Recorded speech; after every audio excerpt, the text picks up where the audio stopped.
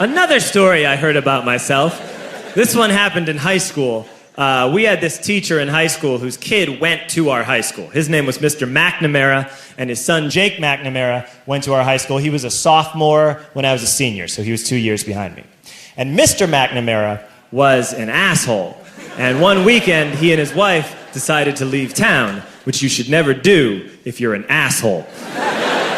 And Jake McNamara decided to throw a party at the teacher's house. Hooray! And everyone around town heard about it, and we all got up individually and thought, okay, let's go over there and destroy the place. I walked into this party, everyone I had ever met was there, and everyone was drinking like it was the end of the world.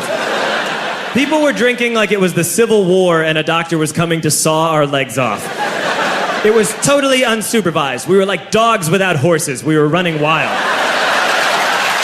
I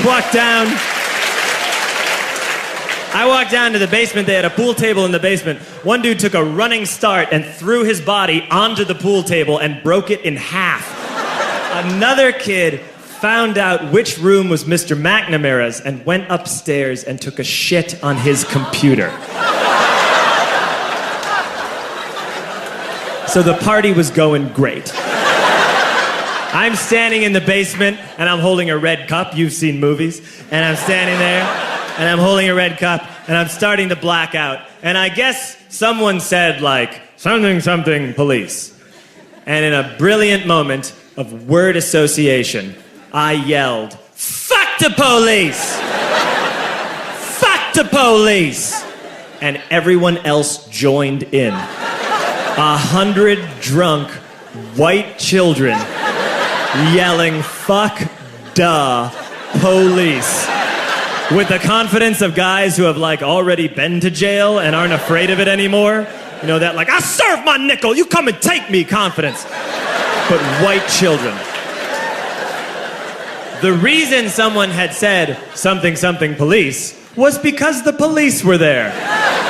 So a Chicago police officer walked down the stairs and got to the bottom in the basement and looked out over a sea of drunk toddlers yelling, fuck the police, in his face. And he was almost impressed. He was like, wow. And then he leaned into his walkie-talkie and went, get the paddy wagon. And my friend John, who is now a father, this man now has a baby, he grabbed a 40, smashed it on the ground, and yelled, scatter! And everyone ran in a different direction. We all ran in different directions. It was like that scene in Ratatouille when the humans come in the kitchen and all the rats go in different ways. We all ran in different directions. I ran into the laundry room and I jumped up on the washing machine and I crawled out through a window into the backyard, and now I'm running through the backyard and there was this big chain link fence and I thought, I've never climbed a fence that high before. And then I woke up at home.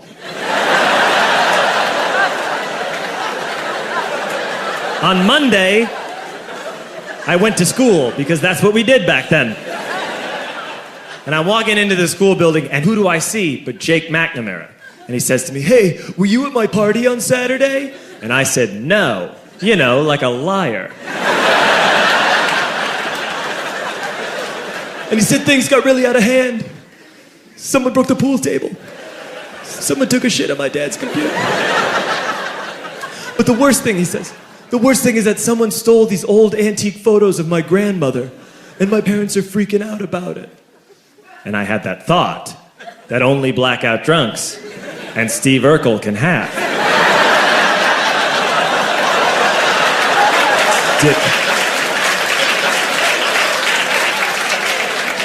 Did I do that?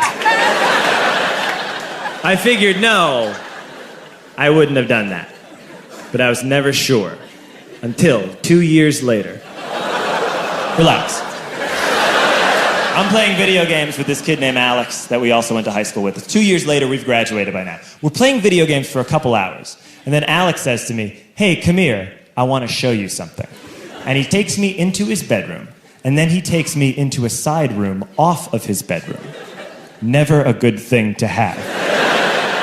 And he shows me a tiny room that is covered wall to wall in stolen antique photos from different people's parties over the years.